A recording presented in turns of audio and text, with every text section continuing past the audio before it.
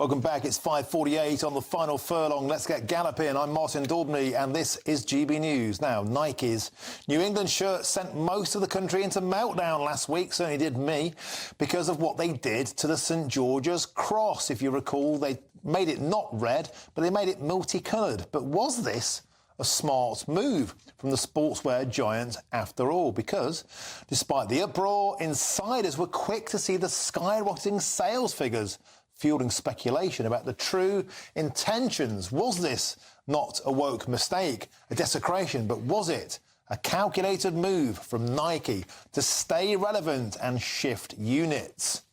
Well, joining me now to discuss this is the CEO of Yetis, a crisis management specialist. Welcome to the show. So, good afternoon. Thanks for having me.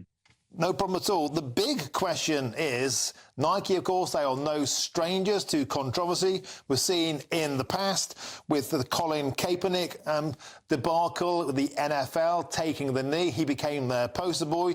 Nike like a good controversy.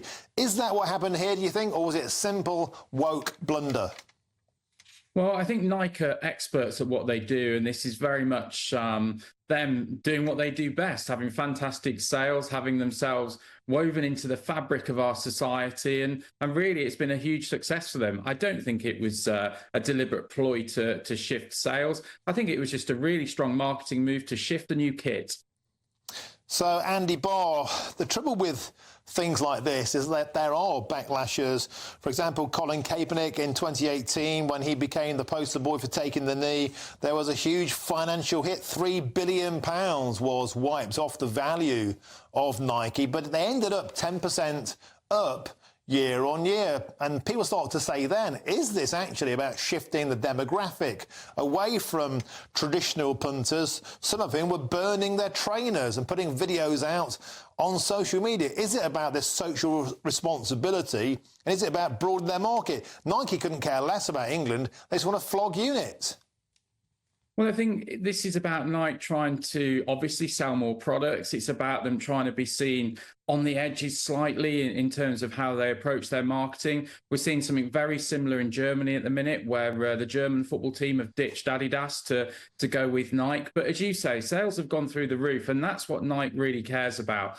The stunt that you referenced earlier, you know, their share price dropped 2%, but by the end of the year, it was up by 10%. So it shows that it really works, and it helps them resonate with that slightly younger audience.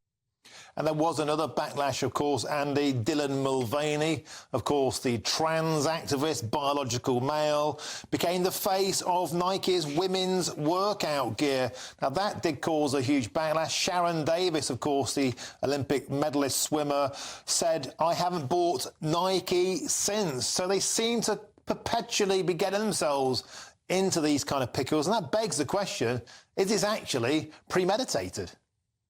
Well, no, I don't think it's premeditated, but I also don't think they're really too worried that they're not going to get the pound of Sharon Davis. What they're worried about is having a really wide global appeal. And we see that because they're in the social fabric of everything we do every day. How many times do we hear people saying, just do it? How many times do we hear people saying, swish? And that's what Nike's about, making sure they appeal to everyone as much as they can.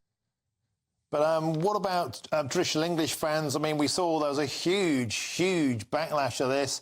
I picked it up on the Tuesday. The kit was announced on the Monday night, and it started a massive conversation. It has to be said, many fans were very put out about this. Surely this isn't a marketing device when you start changing flags. Flags shouldn't be changed, they're flags.